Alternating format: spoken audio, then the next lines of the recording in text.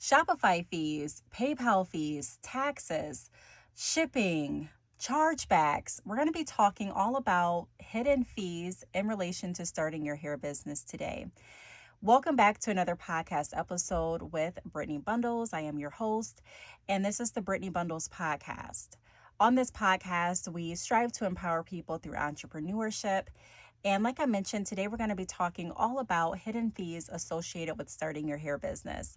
So I am going to ask you all to share the podcast. Sharing the podcast helps to spread the word. It also helps to bring highlight to past entrepreneurs and businesses that have been featured on this platform. We can work together to spread the word about the business and entrepreneurship as a whole and create a safe space for entrepreneurs just like you and me. I'm going to give you a moment to share the podcast, and then I'll be back to get started with a new episode. All right. Well, welcome back to another podcast episode on the Brittany Bundles podcast. So, very frequently when I work with different entrepreneurs in regard to starting their hair business, a lot of people have just priced out how much inventory is going to cost or how much drop shipping is going to cost, and that's pretty much it. However, there's a lot of other fees that go into starting a hair business, and we're going to be talking about some of those quote unquote hidden fees today. Okay, so first thing that I want to talk about is financial cost. I want to talk about shipping and packaging. I don't know that everyone knows how much it costs to ship packages or how expensive it can be to ship packages. And so I say this because a lot of times when you're getting ready to start your business, you may not think about how expensive or costly it can cost your business to offer free shipping. Okay, because a lot of entrepreneurs do offer free shipping. And when I'm doing mentoring, I get the question, hey, should I have offered this? Or, hey, I'm actually losing a lot of money with my company because I have my prices structured incorrectly. And I also have my shipping is free and it's just costing a lot. Now, as I mentioned in some other podcast episodes, some people actually budget to take losses in the beginning of their hair business or in the beginning of their business in general, for that matter, with the idea that they're going to spread the word and get people to love their product or service. And then orders are going to continue to come in. So it's kind of like a marketing tactic to spend money up front and then get money back. However, there are some people that are like, hey, I'm going to spend money up front for like inventory and different things like that. But as far as like shipping, I don't have the funds to provide that up front. And so using different shipping options can help reduce some of those shipping costs. And what I mean by shipping options is, for example, with Shopify, there's an option where you can partner with Shopify and Shopify will give you a discount on your shipping through like the post office. There's another way that you can save money with shipping supplies by using free shipping supplies from the post office. You can actually go to USPS.com and you can order free shipping supplies versus starting out shipping with custom boxes that you may get from a store online or from a branding store, brick and mortar store, or going to like a Target or a Walmart. So I would look into number one, free shipping supplies through the post office. And also I would map out if I'm able to offer free shipping at this time. And then figure out what shipping options you want to offer. Do you want to offer overnight shipping? Because if you do, that's an extra expense. That's going to be more expensive than standard shipping. And is that something that you're going to have on your website where people can identify if they're wanting the hair shipped next day, if they want it shipped standard shipping, or are you just going to offer standard shipping across the board? So those are some things that you want to figure out because that is going to have a huge impact when it comes to your overall cost for running your business. The next thing that I want to talk about is website fees. So depending on what website you decide to go with, a lot of websites have fees associated. I'm using Shopify, so there is a fee for Shopify. And then also, depending on what apps I add onto my Shopify store, there's additional costs with that. Also, at the end of the month, whenever my Shopify payment is due, I'm also paying for shipping.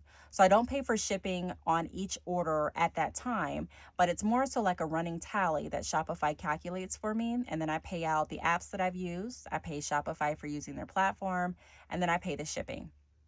So I get a bill every month from Shopify. It's auto debit and it covers all of that. Now, if you're not with Shopify, you're with another e-commerce platform, that's completely fine. But you do want to map out how much your expenses are going to be, because at the end of the day, you want to make sure that you are able to make money from your business and not constantly lose. In the beginning, there are going to be some upfront expenses a lot of times to get you started and going. But eventually, the goal is for you to actually be able to make money and sustain your business. And we want to make sure that we're able to do that financially by setting up some systems and having some budgeting in place ahead of time. And while we're still operating our business, to ensure that we're covered and our business stays thriving. Another thing that you want to consider when you're looking at costs is the domain. So we talk a lot about the e-commerce platform you're going to use, whether it's going to be Shopify or GoDaddy or another e-commerce platform. But a lot of times we don't talk about the domain name. So depending on what you want your website to be called, it could be pretty pricey to purchase your domain name. Not every domain name is the same. There are some domain names that are cheaper than others. So, for example, I could have gone with BadChick.com. I could have gone with BadChickHairs, plural.com. I could have gone with BadChicks, plural.com. I could have tried a couple different website names. And depending on what I decided to go with, it charges for that. And then you have to choose how long you want the domain for and pay for that as well. And so it's a renewable thing. It's not something where you purchase it and it's just yours. At least I didn't have that option. I purchased it for a certain amount of time, and then I have to continue to repurchase if that's something that I want to keep. What you can do is you can go to GoDaddy.com. You don't necessarily have to use them for your e-commerce platform, but that's where I purchase my domain names from. I go to GoDaddy.com and they have a section at the top of their screen. I think it's like on their homepage where you can search for a domain. You can see if the name that you want for your website is available, and then you can also see what price it's offered at. So I would also factor that into your startup cost. I would figure out if this is something that you are a name that you're completely set on, or if you're able to maybe try a different name for your website to save more money. Also, depending on if you choose a .com, .org, it's going to also factor into how much your domain name is going to be. Another thing to consider is apps. Like I mentioned, at the end of the month, I get a statement from Shopify just outlining the apps that I've used. Some of the apps can include Cigano, like my email mailing marketing list. Depending on what apps you're using, you want to also factor that in. Make sure that everything is still aligned and that you know exactly where all of your money is going and that it fits into your budget still. Another thing that I want to talk about is marketing. Okay, so if you're planning on using paid ads, it's very, very easy to go over marketing while using ads, especially when you have the ads set up where you're paying per click. I remember checking my ads and I really didn't get too many clicks that day. So I'm like, okay, I'll just check back in a week. By the time I checked back in a week, I had like $400 in ads already spent. And I had a lot of website traffic, but I didn't have a lot of orders to show for it. And so I'm like, wow, I'm getting a lot of traffic, but it's not the right traffic, obviously, or it's not converting into an order. I'm not getting a lot of inquiries. I'm just getting a lot of traffic and I'm paying a lot of money for ads. So before you have to experience that, I would set a budget for ads and then make sure wherever you're going to promote your business, whether it's Facebook ads, Google ads, Instagram ads, whether it's on YouTube, that you set a monthly limit and that you don't do like a per click option, or you don't just have it running for have a ad spend of something that's exceeding your budget, thinking that it won't get there. Tailor it down to what you can afford, even if it's discouraging and you're like, hey, I'm only going to get this much exposure by paying this. A lot of times what works best is organic marketing, in my opinion. I can only speak from my research, my experience, and the clients that I've worked with in regard to upscaling their business. And organic marketing has worked the best. Not as far as how many traffic visitors you'll get, but as far as how many orders and how beneficial it is to the growth and sustainability of your business. Organic marketing is top tier because it allows you to build relationships with people that are interested in what you're offering. And it's not just like an ad click. It's not just like someone going and seeing your ad and clicking on it and hopping off of your website. These are people that a lot of times have made some connection with you, either by watching one of your posts on Instagram or by watching a video or by you commenting under their posts. So get out and be active. And when I say get out and be active, I'm referring to online as well, and connect with as many people as you can that are in your industry or that may seem interested in what you're offering. One way that you can do that is by going to like Instagram, for an example, and searching through people that have liked or used the same hashtags that you're using, and just seeing if they're interested or looking for some of the services that you're offering. For example, I'm offering drop shipping for those that want to get started with their hair business. So I would go and look for different people, hashtags that would say like hair extensions or start a hair business, and I would see what their posts indicate. I would also hop in their DMs and ask if there's any way that I can assist. So don't be afraid with organic marketing, because paying for ads can be expensive. I'm not saying that they don't work, nor am I saying they don't have any benefits. I'm just saying you want to be very careful when you are paying for ads that they won't exceed your budget. Okay. Another thing to keep in mind is if you're looking at marketing using marketing with influencers. Some time ago, I think I mentioned this, a lot of influencers were not asking for money as much as, now. A lot of times, like in the beginning, when I first started selling hair, I was able to send out hair extensions to influencers and the hair would be like a payment. I'm glad the times have changed. We were all, I guess, getting used to the new platform on YouTube and kind of how sponsorships worked and things like that. But now there are fees. There are fees depending on, and there may have been back then too, just, explaining my experience. But now, you want to make sure that you have a budget for influencer marketing too. How much are you willing to spend each month for influencers to market your product? And not just how much you're willing to pay them, but also how much are you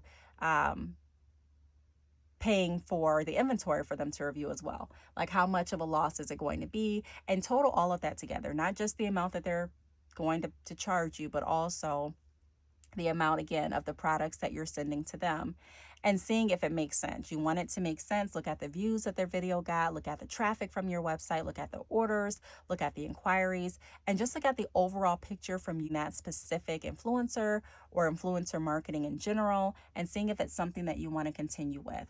And then also samples. So many businesses want to offer samples, and that's great. I offer samples too, but you want to make a decision as to if you're going to offer free samples or if you're going to charge for samples. So initially I was offering free samples and it began to be too costly. And then I started offering samples for those that were enrolled in my email mailing list. And then I changed to offering samples, but I charge for the samples. So like, I have 4-inch weft samples of different textures. And so if you were to order one of those textures or samples, excuse me, some of them are like $5.99. So just decide how you want to structure offering samples, because offering free samples can definitely add up. And that's an expense that you want to take into consideration. Now, the next set of costs that I want to talk about are the emotional costs. Okay. So what about dealing with slow sales without giving up? Okay. Now, these aren't necessarily costs that are coming out of your pocket. Well, I mean, hey, if you're not getting sales, it definitely impacts your pocket. But this is something more so on how you're feeling and how you're going to be able to overcome some of those objections. So you may have the feeling of like, hey, I'm not getting any sales or my sales are really slow, but you always want to keep in mind your why. Why are you doing this? What are your goals?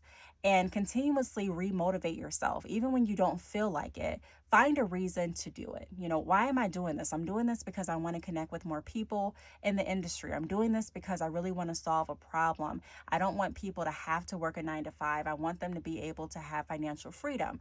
And so I'm going to offer drop shipping and different options and create ebooks so that I can help people do that. Why are you passionate? What made you jump into starting your business? Maybe you want financial freedom. Well, I'm doing this because I want my children to be able to live a better life than what I lived. I want them to be able to not worry about some of the financial things that I had to worry about. Another emotional cost that you may be taken back by is dealing with customer complaints and chargebacks. So very frequently, I've gotten this question in the past a lot. where people just ask, hey, how do I deal with chargebacks? And what I can say, just to simplify this section in the podcast, is to make sure that you have the right payment merchant on your side. Okay, don't just sign up for every payment merchant that's available on the website or the e-commerce platform that you're using, but really read through the terms and conditions and figure out how things work if someone was to say, hey, I don't recognize that charge and I'm charging it back. Will the company automatically go in your account, take the money back once the customer already has received the product, and then it's your job to have to fight and prove that they actually received the product, and then after that it's still no guarantee that you're going to get your money back? Or is it a merchant that you're working with where the merchant is going to make the customer prove that they didn't receive the purchase, or the customer prove that it's a inaccurate charge, or a charge that's not legitimate, before the bank just goes in and takes your money back? So you want to read through that. Also, you want to make sure that you have very good detailed policies on your website. If you don't offer any refunds, state that in writing, just to have that in your mind, and to tell people over the phone or to tell someone in a video is not proof enough. You want it in writing that you don't offer refunds. If you do offer refunds, you want the specifications of how those refunds work. Are you going to accept any refunds? If someone opens your hair extensions and wears them and then wants to return them after a week, are you going to accept them? And a lot of people may chuckle and say, hey, I don't think anyone would do that. Well, people may. So you have to protect your business and think about some of the things that you may not think will happen, because the moment that you think they won't happen, a lot of times they do. So you want to make sure that you are saving yourself the emotional cost too of having to consistently deal with chargebacks, and then also complaints. Now, you're not going to be able to satisfy everybody, but you can make sure that you are doing the best that you possibly can by checking in and making sure that everyone is served. How can I help? Did you need anything in addition to what you already have? How do you like the products that you received last week? Just checking in and building that relationship. Another emotional cost that you may experience is coping with friends and family not supporting. We've talked about this in some other episodes as well. You may have thought when you started your business that everyone is going to be behind you and that everyone is going to support and make their first order. But it wasn't like that. And that's okay, because like I say in some other podcast episodes, your customer base is going to be so much more broader than the people that you know personally. And it's our job to spread the word about our business, and it's our job to find people that can benefit from what we're offering. And so, yes, if it may be discouraging to not have support up front from family and friends, but that doesn't mean that you won't have support as time goes on. And what typically happens too, which is really interesting, is once strangers start to support you, a lot of times people that have known you, they start to come back out the woodwork and support you too. I don't know. It must just be that theory of, if one person does it, or if a lot of people do it, then everyone else is whatever. But all I'm saying is don't get discouraged by that. And then also realize that people support in different ways. So just because you may not have an order doesn't mean that someone necessarily doesn't support you. Maybe they're supporting a different way. Maybe they're unable to financially support at this time, but their support looks like sharing the word, or sharing your business card, or sharing a post that you made on social media. And then also stay motivated when numbers don't look good. That can be an emotional cost too, just like I mentioned before. Keeping yourself motivated when things aren't going your way. Are you going to remember your why? Are you going to stay committed to what you decided to do? Or are you going to decide, hey, I'm just not going to do it unless I feel motivated? Because that can cause inconsistency in your business. And then that can also eventually cost you customers and revenue for your business. The next thing that I want to talk about is investments. So timely costs. So some people may not be prepared for the late nights updating websites and tracking inventory that a lot of times comes along with business. I've gotten a lot better with structuring my time and scheduling my business life and my personal life, and just making sure that I have a good work-life balance. But I'm not going to lie, there are some nights where I'm working past business hours. And I'm answering chats even when I feel like I should be in the bed. So there are going to be some times where you find yourself maybe updating your website, or tracking inventory, like I mentioned, or packaging an order, or working on content at night. And, that's something that you may not have planned for. So you want to make sure that you're planning for that too, getting enough rest, making sure that you are structuring your day to the best of your ability to ensure that you get everything done, but that you have enough time to just relax and rest and spend with your family too. But those are some costs that may seem hidden at first, because I definitely didn't think about how long, how many hours I would put into my business when I first got started. I didn't even think about it at all. I was just like, hey, I'm just going to work this business when I feel like it. I'm going to be my own boss. I'm going to go on vacations when I want. And although you do have freedom and flexibility with time to an extent, there are also going to be time restraints. There's also going to be deadlines. There's going to be times where you need to work, maybe on a day that you don't want to work. So keep that in mind too. And then also constantly creating content to stay relevant. I mean, like I mentioned, you have to stay consistent. So even if no one is necessarily liking your post, that's not enough to just stop. You want to make sure that you're trying different things, that you're becoming creative, and that you're being consistent. Number one, you have to just keep showing up for people to want to support you, for people to want to learn more about what you're offering. People want to know that this is something that you're committed to doing before they invest their time, before they invest their money. So staying consistent. And sometimes you may have thought, hey, I didn't know how much work it would take to constantly post. It's a lot of work to think of content to post. It's a lot of work to show up consistently. And like I said before, it's not like you just clock off at a certain time. A lot of times you're still thinking of content ideas even after you're done working. You're in the bed thinking of content, or you may be grabbing your phone and uploading a post for tomorrow. So just think about the cost that it takes to stay relevant, and already have that kind of in your mind, and planned out that this is what it's going to take. Also, learning skills. So being able to market, edit, brand. This is something that you're going to forever be learning, and it's going to take time. What do I need to do to market better? How can I sharpen up on my editing skills? How can I rebrand myself? So these are some things that are going to take time too. And then ultimately, it's just sacrificing. You may find that you actually have less free time than you thought that you would have running a business.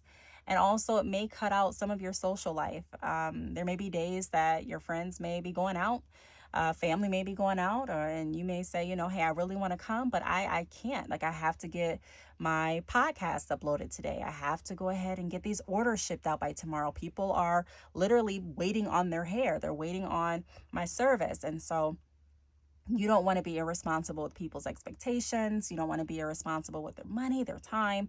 So you want to make sure that people can rely on your service, okay? And that can take time too, and it's a sacrifice. Now, some things that I want to just touch on that we've already gone over, is just how to manage and overcome some of those obstacles that I've just mentioned. Just, budgeting and planning ahead, setting realistic expectations for growth, building support systems. So having mentors, getting in different communities like on Facebook, or what else? You can even find a lot of people in your industry on LinkedIn. Just being able to connect and network, looking at different Eventbrite posts and events in your area, and just seeing, hey, is there any events that would help me with my marketing skills? It doesn't have to be geared specifically toward hair businesses, but just business in general. And just connecting with people is going to give you ideas for your business, and it's going to also help with motivation, because you're going to be working with people that can relate to what you're going through. And they can share some of their experiences and some of their takeaways and resources and ideas with you as well. And then learn to pace yourself. Everyone has a different pace. What I can tolerate, maybe you can't. What you can tolerate, maybe I can't. But you have to learn your own pace, and you have to know when enough's enough so that you don't burn yourself out. Okay. So just to recap, the financial, emotional, and time costs are real, but they definitely can be managed. Yes, costs are there, but so are the rewards. Okay. So if you're prepared, you'll last. I really hope that this podcast episode helped. If you want any additional information, or if you have any questions for me, please feel free to leave them down below. Also, be sure to subscribe to the podcast if you're not already. If you're on YouTube, you can click the subscribe button. If you're on Spotify, you can go ahead and save the podcast to your favorites. I really appreciate that. I think you can also leave a comment. I really want to thank you all for tuning in. I appreciate you all for listening. It just dawned on me how long I've been doing the Brittany Bundles podcast. I really enjoy doing it, and I really enjoy connecting with all of you. I really enjoy hearing how different entrepreneurs' experiences are going, and also sharing my experiences. Like, without a community to share what we're going through, it's kind of like less fun. So I really enjoy just the platform and being able to connect with all of you. I want to thank you for tuning in. Be sure to follow the podcast Instagram, which is Brittany Bundles _podcast. That is Brittany, BRITTNEY, Bundles, BUNDLES _podcast. You can also follow my Instagram at Brittany _bundles. You can follow me on Facebook at Brittany Bundles or on YouTube at Brittany Bundles. Thanks again for tuning in to another podcast episode, and I will talk to you all in the next one. Bye.